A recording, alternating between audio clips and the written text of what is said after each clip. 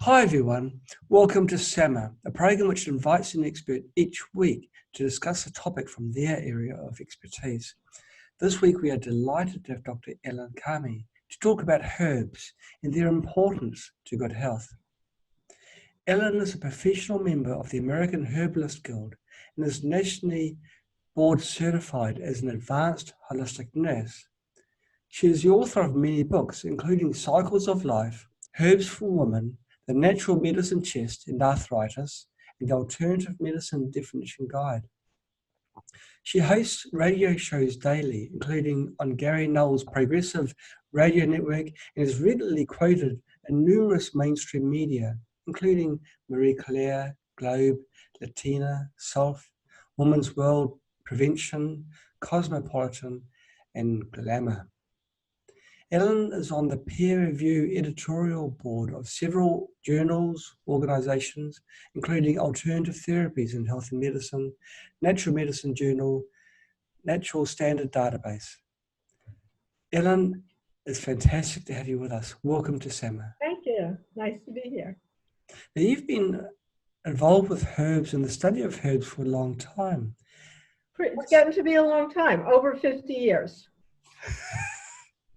How did it all start? Why did you decide to study herbs? Well, what happened was I had a personal accident. This is what a lot of people's story actually is similar.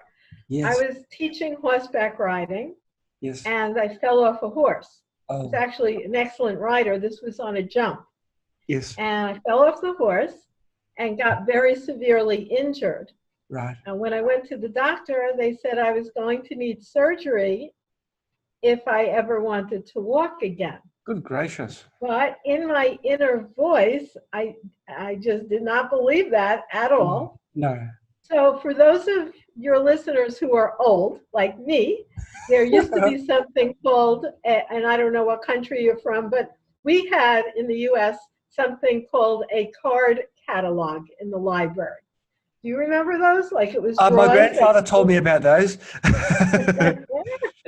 Right? Yeah. So you pull out this drawer, and it was great. I'm so sorry they're gone. Much better than a computer because it never broke. It was always there. So you pulled out the drawer and looked through it. And I went to look at that time for what could I do for a hurt back. Right. And I found so much. I found so many herbs, vitamins, food. I found out about Edgar Cayce, and I started reading all the remedies he talked about, like the Edgar Cayce castor oil pack, as well as magnesium, and an herb called oat straw, and all different kinds of things. One called horsetail grass, which is very high in silica. And I actually wanted to try all these things. I asked the doctor, should I try these things? And he said, no, absolutely they're not. just old wives' tales. Mm. So I said, I'm going to try them anyway, because that's how I am. I do what I want all the time. So I tried them anyway. Mm. And at the time, my dad helped me. My dad still helps me. You know, he's deep in his 90s. And he actually, at that time, had to write checks, and we had to mail them to the Edgar Cayce Institute to get castor oil, to various health food store, because they weren't on every corner. They were all in California. So I had to get horsetail grass and magnesium and all the things I read about. Ginger pack, we tried taking ginger and grinding it up and warming it up a little bit and putting it on the area. Well, lo and behold, every single thing I tried made it feel better. And when I went back to the surgeon to schedule the surgery, I got up, no more in a wheelchair, which he said I would be in for life, and walked into his office. And I had written down every single thing I did. I thought, he's going to be so excited to find out that these things really do work, and that he's going to use them on all his other patients so that many less people will require surgery. Well, being a surgeon, obviously, that actually did not make him too happy. Mm. And I showed him the whole list of what I did. He looked at them. He put his glasses on like this, way down his nose, and he held the paper far away and said, none of those things really worked. I said, well, doctor, I won't mention his name. He's no longer on the planet. Right? How come I am so much better now? If I did all this, and now I'm walking into your office and I no longer need surgery. So how do you explain that? And he said, and they say this to this day, he said, well, sometimes there's just a remission. We don't know why. Sometimes people just get better. We can't document that it has anything to do with all these silly folkloric remedies that you did. I said, okay, doctor, have a nice day. I left, no surgery, didn't have to see him anymore. I still had pain. In fact, I had pain, I would say forever. I still to this day have just a little bit of pain. It's something that keeps me in check. Like if I get off my program too far or get too stressed out or do too much work, I am a workaholic, then it'll still hurt me in one little spot. So I have felt that it's been great to have that because it's been my modifying agent that allows me to, stay on track. But nonetheless, it was really a gift. So because so many things that we think are negative that happen to us in our life are truly a gift, because when we look at it, it gave me my profession. It gave me my path. I didn't know the word Dharma in those days, but I do now. It actually sent me on my dharmic path, which is the correct path for someone to follow if they want to feel totally fulfilled, what they should do in life. So that was the story of how I got started. That's a very interesting story. It's you've turned what could have been a calamity into an opportunity. That's a good way to put it. And you took it. It's a shame that doctors have that view, but I wonder how long they can keep on ignoring the blue whale and the goldfish bowl. Because I think the jig is almost up, because anyone, any of our viewers tonight or anyone anywhere in the world can actually go to PubMed. And that is a free site, PubMed, Google it, that has every single study that's been done on anything. And so if you put in any herb, you will find all this very deep evidence-based data, not only on the fact that the herb has a measurable effect, but now we're going so much more deep than we could have with the shamanic healers of old, many of whom I have studied with all around the world, because now we have ways to actually investigate mechanism of action.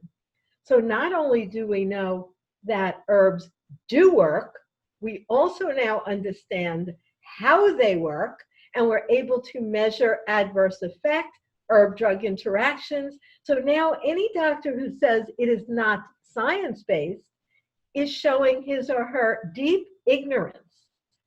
So that's very different than back then when I was starting, because the evidence wasn't yet all accumulated. Now it is. Right. But of course you can't make much money from herbs, can you?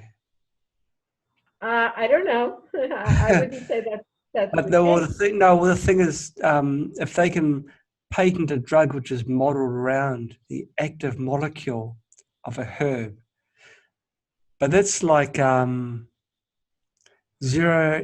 down on one aspect of a herb, but there may be other micronutrients or micro compounds within the herb which complement the other. So it's still not the best approach. Besides, herbs aren't expensive. You can grow herbs in your own garden. And before the summer started, I mentioned how as a child I got a small mint plant, and I planted that in the garden, and it became almost like a mint tree. Definitely a mint bush. It took over the place. I was very, very happy. So herbs. Many people know them as flavoring agents, if you wish, for cooking. Now, when you cook with herbs, does that destroy its nutritional value? Does it destroy any of the medicinal ingredients? No. In many cases, it actually brings out the medicinal aspects. In fact, when we prepare herbs to use them as medicine, you are absolutely correct. Herbs can be used many ways. They can be used as spices to enhance the flavor of food, yes. And also that word herbs is a huge umbrella. It can refer to really a lot of different parts of the plant. It can be used to describe flavoring agents like you're talking about, spices and culinary purpose to use them, which is very valid. And very often using herbs that way does not at all destroy the medicinal value. For instance, an herb that's very hot right now is turmeric. So it's that yellow spice that makes curry yellow. Yes. So if you look at the use of turmeric throughout the ages, throughout India and other parts of Asia, how they do it is they take warm oil, they throw in black peppercorns, and then they wait till the peppercorns pop. Have you ever seen that done? No, I haven't. And then, yeah, so it's very typical. That's a typical way of using it. Okay. They didn't read any herb book about it. They spoke to their grandma. So Yes. then they put in the turmeric and stir it, and then they'll add in other compounds. Right. That's how they make different curries. Like there'll be a Malunga curry and a this curry, depending on if they use basil or, but anyway. So now when we do through scientific inquiry, study the activities, the broad base of healing activities of turmeric, we find that when it is used along with the active ingredients in black pepper, it actually enhances its absorption and enhances its healing aspects. So the ancient traditional use was always right long before it could be scientifically validated. Isn't that amazing? Yeah, it is. But in India, is the incidence now? Turmeric is as you say, it's a hot herb at the moment, no pun intended, for cancer treatment. But I'm not aware of any reduced incidence of cancer in India where turmeric is added in most meals. Like even I didn't hear your question. You don't know if there's less cancer? Less cancer in India. It seems like that I have no idea if there is either, but that's not something I would use it for. I would use turmeric in terms of medicine. I would use it for inflammation. Okay. And inflammation is linked to a wide variety of disease processes. So we don't really use herbal medicine on a one-to-one level for any disease. As a matter of fact, if you say you are doing that, the FDA can come after you. So we don't like to use that kind of language, and yet we look at the scientific mechanism, and we get very, very good results with herbs, especially for things that are not life-threatening. I really think that if people wait until they get a life-threatening illness to try natural remedies, to suddenly heal it, it's just the wrong time. You know, you really want to do this as a lifestyle to maintain health and wellness. And I would have to go online and look up, and maybe someone can, about the incidence, if you did want to speak about a particular cancer, of India versus the US. And so I don't have that at my fingertips to evaluate the difference in cancer rate between the two countries. My guess is it would be higher in the US, but that's just a wild guess. So anyone watching, you know, since I can't Google right now, I'm here doing this, we could find out. I don't actually know that. I do know that pretty much every degenerative disease rate like autoimmune disease, for instance, all kinds of autoimmune diseases. I gave a lecture on autoimmune 3 days ago, so therefore I have that data right up front.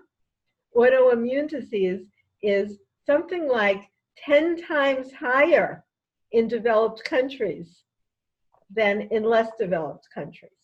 Gosh, that's dreadful. So I don't know about cancer. You'd have to look it up. Must be all the refined foods that we have in the so-called advanced countries. Well, the advanced countries have, for the most part, a diet that is called SAD, which is the standard American diet. And the standard American diet is, very, very poor. It's full of processed food, heated vegetable oils, which are trans fats that definitely promulgate all kinds of disease processes, as well as the wrong kind of microbiome, which are the microorganisms that inhabit the digestive tract, and they are totally the wrong species when you are eating fried foods, trans fats, processed foods, which is the SAD, the standard American diet. It's interesting us talking about the modern societies and the not so modern countries or advanced countries. I've been to both, and the advanced countries are the people that are busy rushing between meetings or going home from work, and in the cars they're honking on the horns, can't get through these traffic jams. Whereas in allegedly poorly developed countries, they're the people that just walk home, or they're sitting down playing cards and talking to their friends and socializing. They're the countries that also haven't lost touch with ancient knowledge, of which herbs will be one. So I really got a question whether we're using the wrong yardstick for determining which countries are advanced and which ones are not advanced. It's, in your opinion, the knowledge of herbs, has that largely been forgotten in modern society? So that's a really good question, and the answer is yes and no. Okay. Certainly in the United States, the answer is yes. Very few people had that knowledge passed down through their family, even historically. However, they did until really recently ago, and we know the exact history of how the knowledge of herbal medicine was purposefully and politically removed. And I've written many, many books, as you mentioned. So this one is called The Natural Medicine Chest. And in this book, I have an entire chapter of the history of natural medicine, which names names such as the Flexner Report, such as the Rockefeller Institute, such as the development of the AMA, which is the American Medical Association, and how there was a perfectly crafted political agenda where they went around to many different medical schools, and this was right at the turn of the century. Not this turn of the century, we just went into 2000, right? But back at the other century, when we're going into the 1900s, and really further in after World War II, which isn't that long ago. That's when this entire movement came that went to different medical schools and said, gee, would you like some money? And what did the medical school say? No? Or did they say yes? Yeah, so they said yes. So, okay, to get this money as a medical school, this is what you have to do. Get rid of all what they called the irregulars. Those were people who were still using herbal medicine, homeopathy, food, water healing, all the things that really work and have worked for centuries and were actually quite well documented in the medical literature of the time. And they said, you have to get rid of all of that. Do not teach any of that. The only thing you will now teach is two things and two things only. And that is pharmacy and surgery. That's it. All the previous knowledge had to literally be expunged from the medical school curriculum. So that is why here in the United States, there is such a limit in terms of medical professionals about the traditional use of herbal medicine and other natural healing modalities. And then through things like consumer control and commercials on TV and all of that, they really did remove that knowledge that people had been passing down from generation to generation. So it didn't just happen, it was politically maneuvered to happen. Right. You found a Pandora's box in the library. Do you think that some knowledge has been truly lost? Of course. And that's another reason that I have spent a good part of my life traveling and living with indigenous healers in various areas of the world. And they have actually shared knowledge with me. And I didn't write it down behind their back. They asked me, because some people say, oh, well, if you write down ancient healers' knowledge, then that's called appropriation, and that's not what you're supposed to be doing.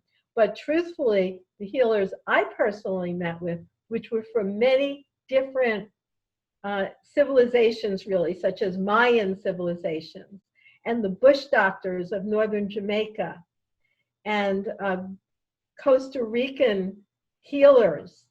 And a lot of it is Spanish speaking, since I'm Spanish speaking, so I could speak to them directly. Although the Mayan healers, I don't know Mayan, but the people I met were quite elderly. They spoke only Mayan. Wow. But I met people my age who spoke Mayan and Spanish, and they would go with me and translate. And I wrote all these things down and published it with their permission and blessing in my books. And that's fantastic, because these people who are now on the other side, that knowledge, that vast encyclopedia of knowledge would have been lost. And I'm sure a lot of it has been lost.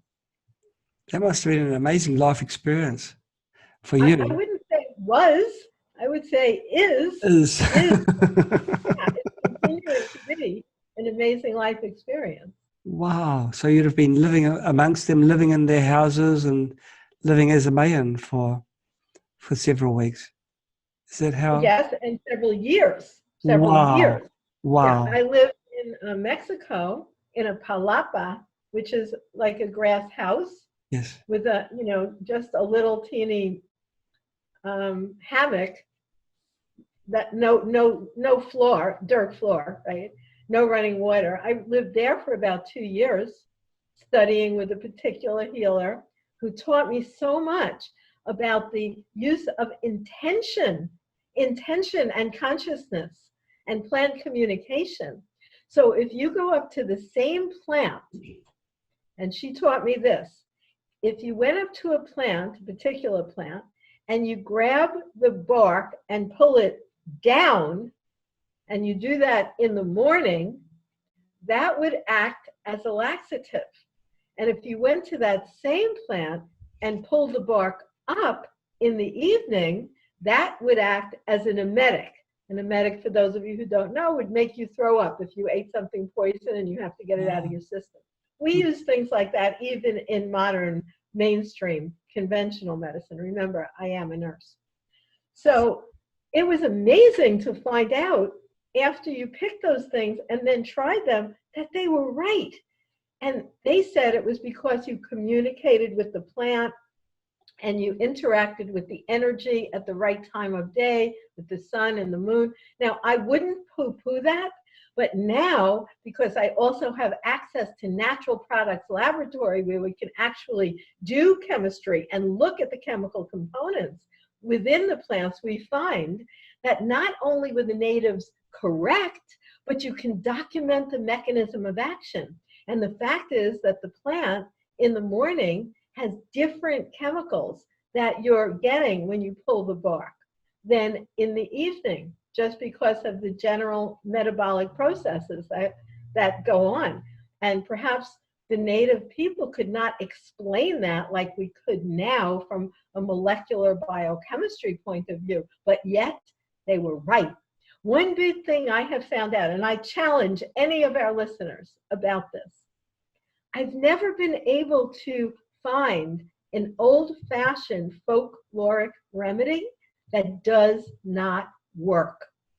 We might not have the explanation or the understanding because nobody paid for the study or the mechanism of action, but nothing tends to become a folkloric remedy or an old wives' tale or old man's tale or any of those things. Happens to be women more often, although men are involved in that lineage at times. But I don't ever find it to be incorrect. It just might not yet be validated scientifically. Because would it become a story if your great-grandmother went and pulled a plant and gave it to somebody and they ate it and they dropped dead, or they got a terrible rash, or they couldn't breathe? Would the villagers then tell them, oh yeah, everybody should eat this plant all the time? No, so it doesn't become a folkloric remedy. Yeah. In today's modern world, we have the internet, and if you read it if it's on the internet, it must be true, right? That's kind of like That's a problem. That is a problem. Very often I get all kinds of things, even with herbal medicine, that are actually very dangerous, that were not things that were used that way folklorically. But someone who calls themselves an herbalist right now, who studied for about 5 minutes or a weekend, right? I've been doing this since 1964, that's with a 6. Yeah. And, someone takes a little, I don't know what, online course, and they call themselves an herbalist, and they're giving out very, very dangerous information. They have no understanding about the chemistry of herbs, the interaction in the body, or a much more modern concern, which did not exist in the old days, which is herb-drug interactions. We didn't have herb-drug interactions because no one was using both of those because the pharmaceuticals didn't exist. Right. But now it's truly a concern. Mm. Now, the study of herbs and homeopathy, essential oils, and aromatherapy, how do they all connect? Herbs can be used, for example, with aromatherapy, can't they? But homeopathy? Absolutely. Yeah. So all of those things can be used together. And in holistic medicine and in holistic protocols, we always use a combination of therapeutics. So we might use beige flower remedies. We call them Bach here in the US, but in the UK they call them beige.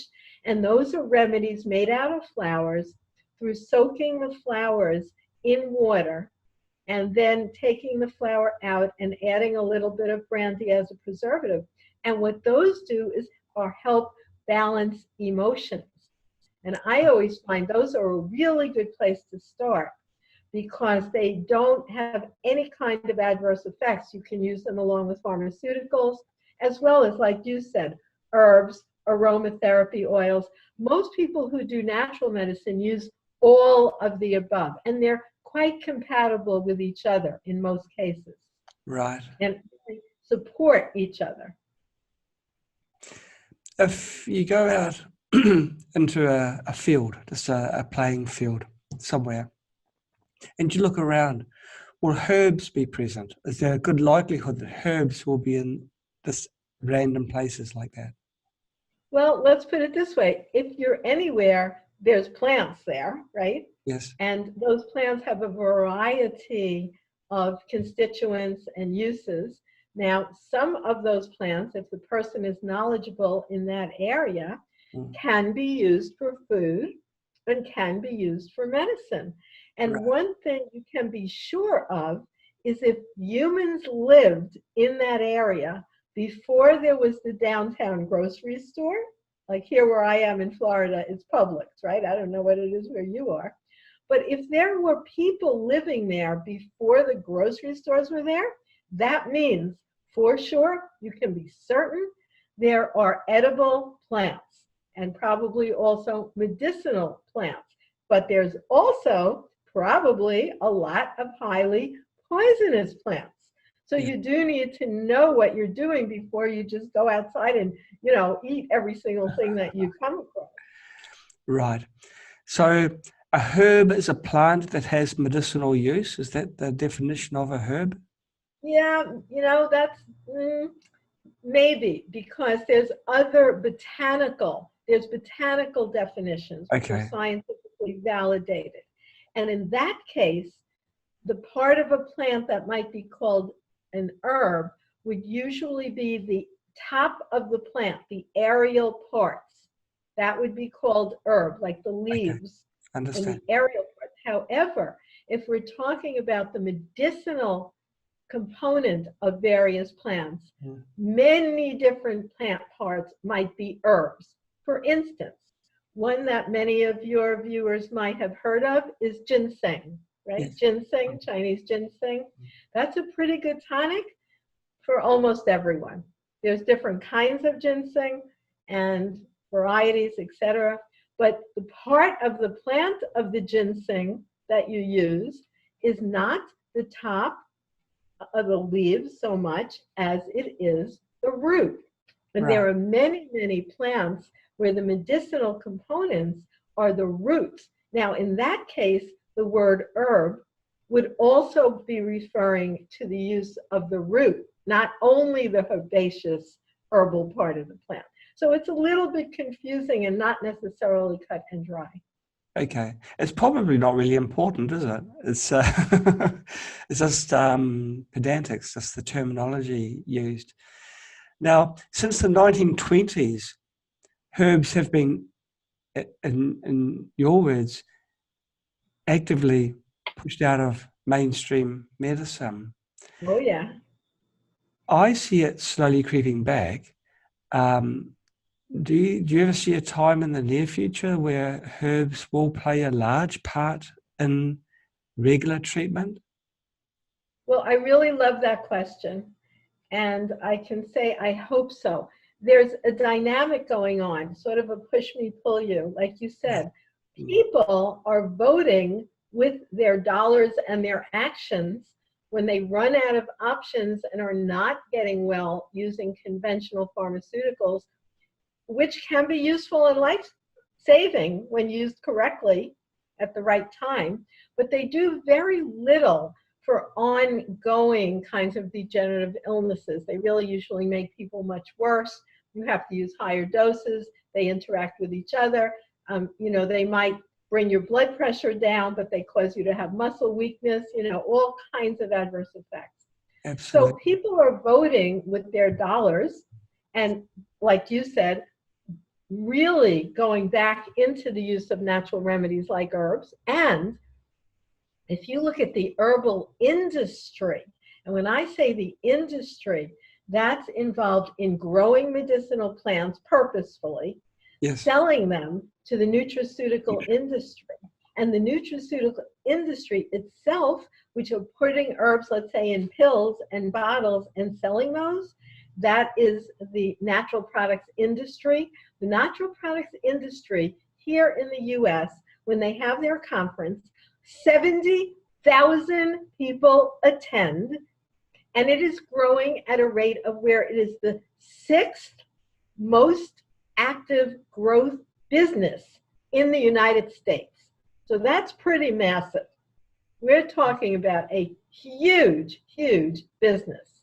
Now, to answer your other question about will it become more integrated into mainstream, like we see, for instance, in China. In the regular hospitals in China, they will combine the use of conventional pharmaceuticals along with the use of herbal medicine.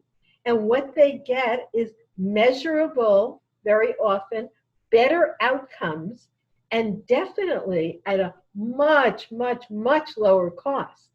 And the cost factor, I really do hope, might push things to where in conventional medicine, this is what's true about herbs as a first line standard of practice. They are often just as efficacious as a similar pharmaceutical. That means they work just as well. They are usually much, much safer. I mean, by a realm of thousands of percent safer in terms of both the incidence and severity of adverse effects. Like you might get a rash and a stomach ache. With the pharmaceutical drug, you might get liver and kidney damage and die.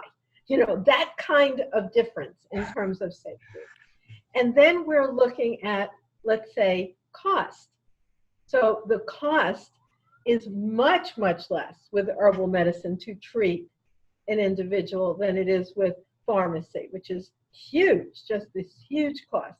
So between the evidence that is now available, that wasn't available previously, and when we look at the traditional use for thousands of years with this fantastic safety versus efficacy profile, along with the cost savings, I think as a healthcare professional that it should be first line, that it should be standard of practice, that it should be completely integrated with every protocol. And we can, of course, move on to the more dangerous and stronger, in effect, pharmaceuticals and surgery, of course, when needed.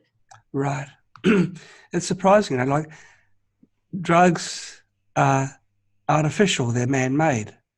And so how can we compete with nature, who's had, she's had billions of years to create these natural products that do the job. Why should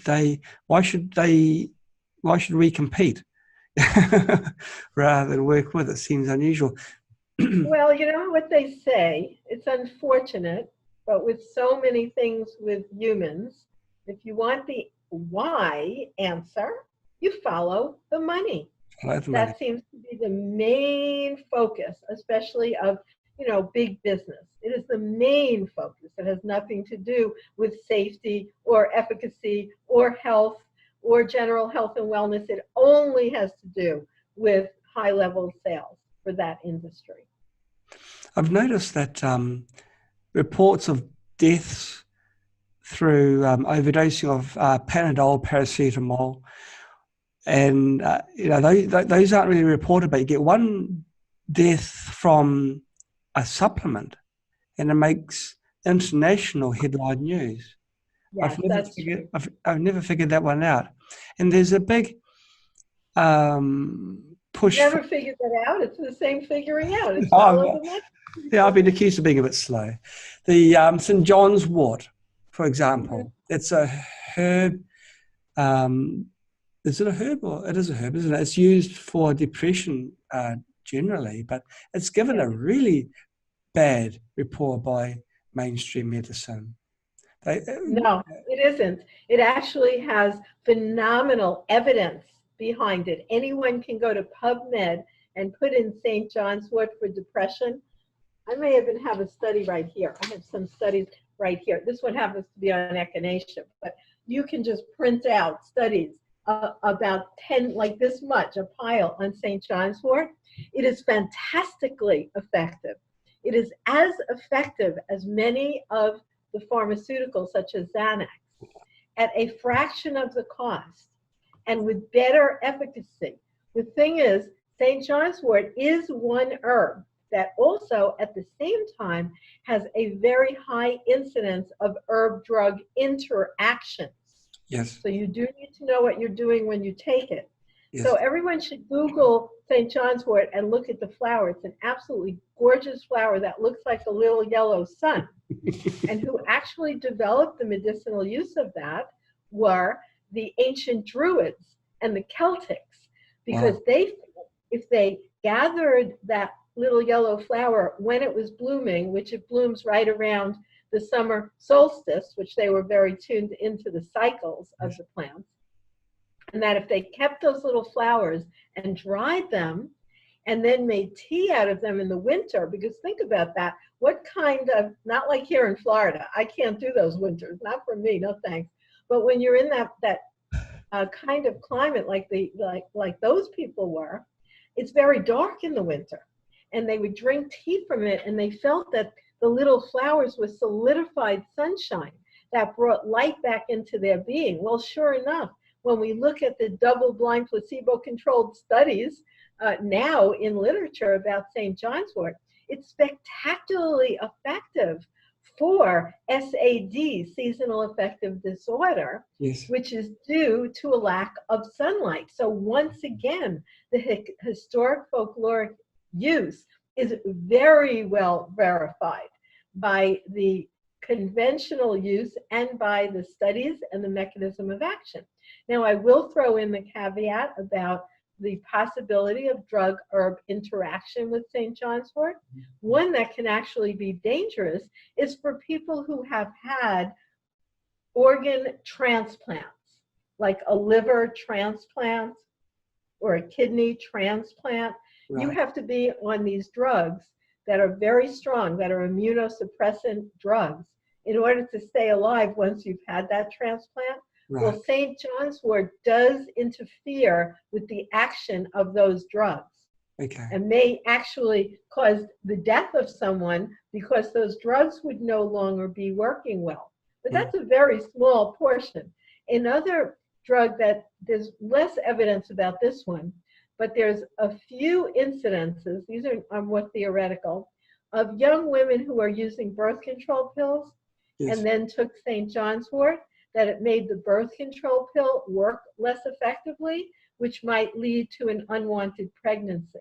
So there are specific drugs that we do need to be careful about, but on the other hand, St. John's wort is such a useful herb, particularly in mild depression, particularly in seasonal affective disorder depression, with a much, much lower adverse effect profile than similar pharmaceuticals that might be used in those cases. Wow, interesting. Just before I ask you the next question, I had to laugh a little bit to myself, of course, because I've got to be professional on this show, when you said that you don't do the winters in the UK. No. But I was thinking just early on in the summer that you're as hard as nails, living 2 years in the Mayan jungles. Burst my bubble by stating you don't do cold, right? I can actually relate to that, because I don't do cold myself either, even though we're going through it now. Now in China, it plummets the temperature very quickly, and I feel it. So, do you have any herbs which are your favourites? Ones which you feel very close to because you've had a lot of experience with them, or their what they do is quite amazing. Have you got any stories you'd like to share? Yeah, so there's, that's a lot, right? I've written 15 books about herbs. So that's a big question. But so basically, when you asked me, something popped into my head. So I will share that, because this is an herb with very, very low adverse effect profile. Yes. So almost anyone can use it. It's excellent. And what it does is it downplays the effect of stress on your body. And I have yet to find the person who doesn't have stress in their life. Even if they're just living in a little village, they have some other kind of stress, or living in the high-tech lifestyle, they have the stress that you talked about, sitting in traffic jams, whatever it is. There is an herb called rhodiola. That's RHODIOLA,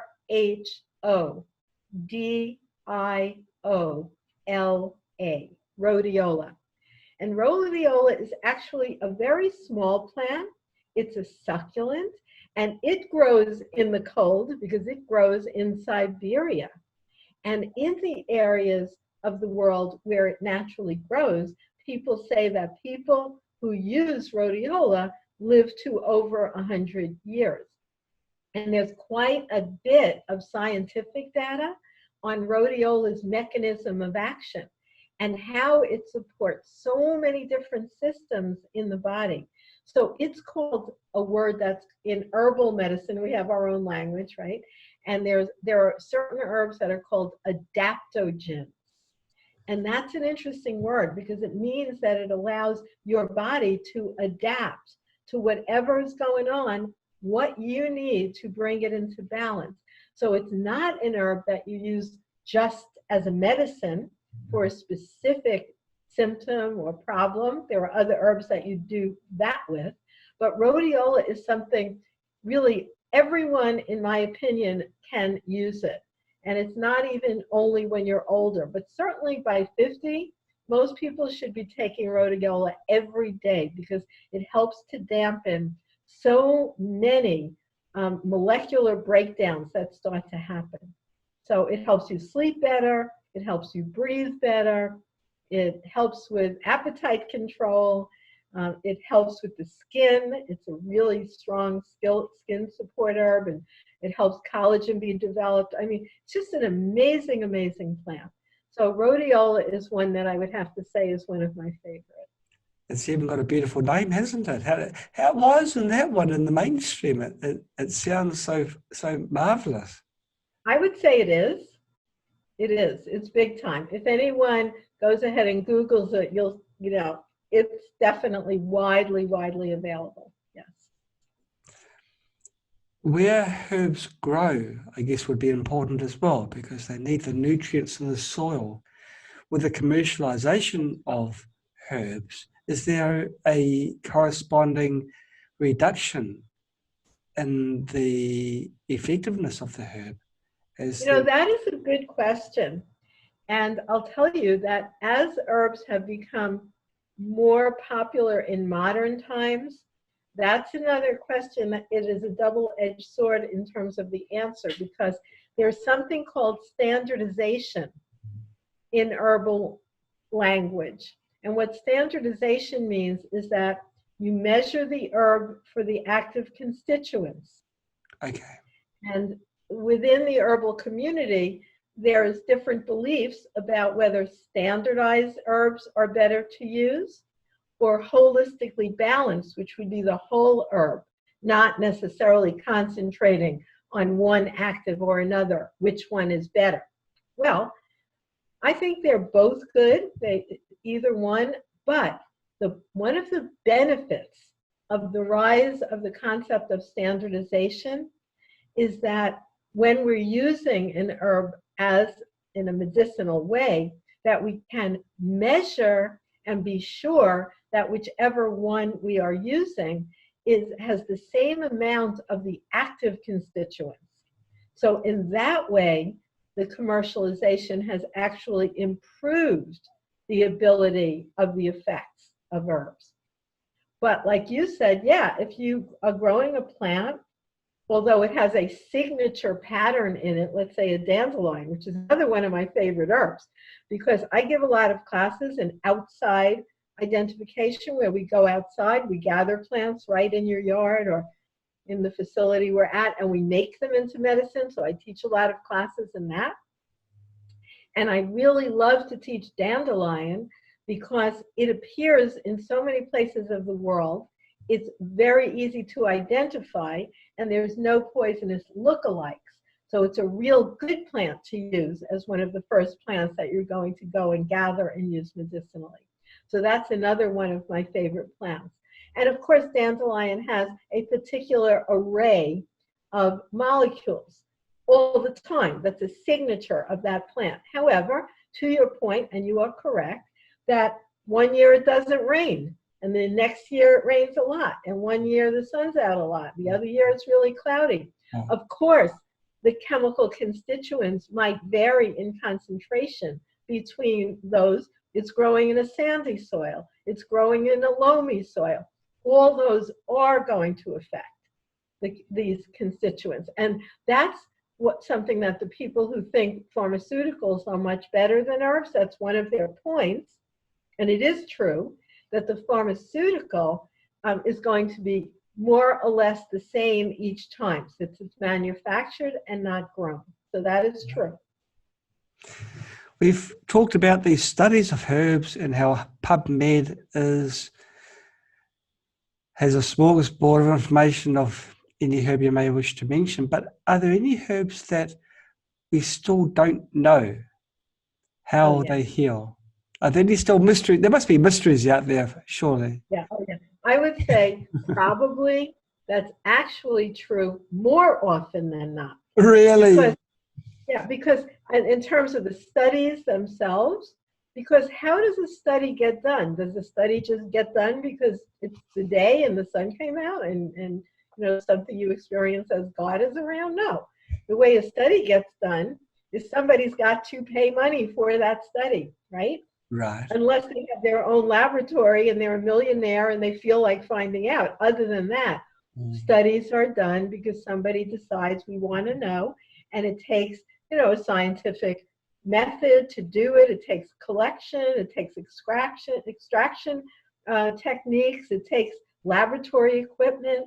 There's a lot of wonderful natural pharmacy laboratories around the world who are doing these studies. A lot of them are in China. In fact, most of them are in China. That's where most of the herbal research is done. Another big place that does it is Germany, because they have continued to use herbs as pharmaceuticals with really no break historically. And they're very into measuring components and doing scientific studies. So unless someone decides to study a specific herb, then it hasn't been studied. That doesn't mean it hasn't been used traditionally for many thousands of years.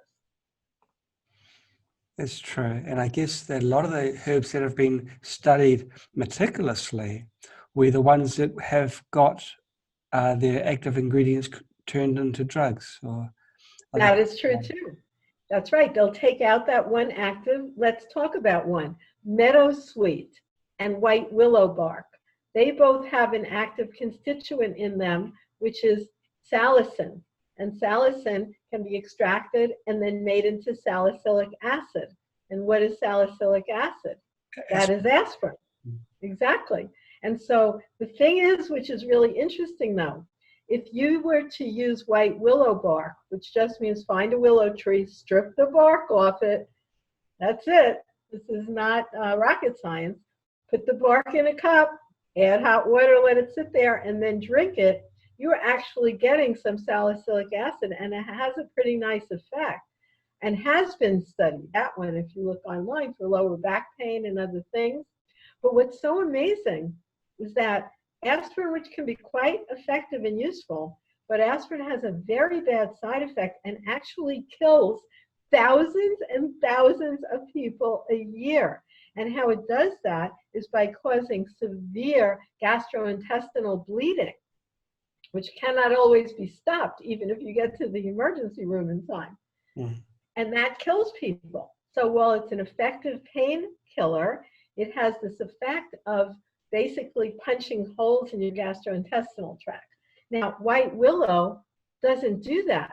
White willow contains the salicylic acid. It won't work as quickly or as strongly as the isolate of an aspirin, but it has companion molecules put in there by whoever you want to think put it there. Chance, God, Mother Nature, your guess is as good as mine. I'll guess God, whatever, higher essences might be within us and within our plants, because it has this exact molecule which are called demulcents. And demulcents are soothing and healing. So while it does have that same acid in it, which acts as a pain modulator, it also has something that soothes the gastrointestinal tract, so you're less likely to have that negative side effect. In fact, I don't think any has been found with white willow bark in terms of actually punching holes in gastric bleeding. So in our efforts to advance something which is natural, we've actually gone backwards, haven't we? Well, I don't know. I don't know if it's going backwards or it's basically, it's an ongoing cycle. Yeah. And there's different manifestations of this cycle. And then, of course, some people think that there's no linear time and that all these cycles are intertwined and happening simultaneously. So I don't know. I just know that I have always found herbs to be extremely effective, extremely safe, and along with homeopathy, which I use a lot, both for myself, my clients, my family, and I use them concomitantly with herbal medicine. And the FDA is right now going after homeopathy to make it less available to the public as we speak, because people might use that and then not use a pharmaceutical, right? So you don't want that. Interferes with cells. So all of those are going on concomitantly. And I do hope I like to look on the bright side, I'm an optimist, that these natural, effective, less deadly remedies, more cost effective, will become more and more the standard of practice in Western medicine, as they have been throughout human history in all traditional medicine everywhere in the world. I can't think of any negatives why people should not use herbs to self-heal or to be healed. I can't. Well, as long as they do check into the drug interactions, if they're Yes. already on pharmaceuticals, Yeah. as long as they understand their own sensitivities, like echinacea. That's another favorite herb of mine. It's extremely useful for supporting the immune system. But echinacea, if somebody has an allergy to daisies, like they sneeze all the time when daisies are blooming, then echinacea might not be the best choice. It's not going to kill them, but they may get a runny nose and sneezy from it. Yes, yes. Now, you've said that the herbs have been used for a long time. How far back, do we have to go to find the first usage of herbs? Do we know when herbs? Well, you can go back. An excellent book is Clan of the Cave Bear, where an anthropologist documented the use of herbs by Neanderthals. Okay, but even more recently, there's a very famous mummy called Orzi, O-R-Z-I, T-Z-I, and he was found in the Alps just recently. It's called the Iceman. It's the oldest total perfect mummy that has ever been found. It was found in the Swiss Alps, right in between Switzerland and Italy, and they're still fighting about who owns them anyway, whatever. You always have to fight. But in his medicine pouch, they found specific herbs. And that's a mummy that's, I don't know, documented to be over 5,000 years old. So long time since humans have existed. And animals also use herbs. So really throughout history. That's right, they do, don't they? Cats, I've seen cats become herbivores when they're not feeling well. Yeah, usually when they're not feeling well, right? And also higher mammals such as apes and monkeys, they will eat particular plants, and when that has been studied, it was found that they will use a plant that actually is medicinal for what they have.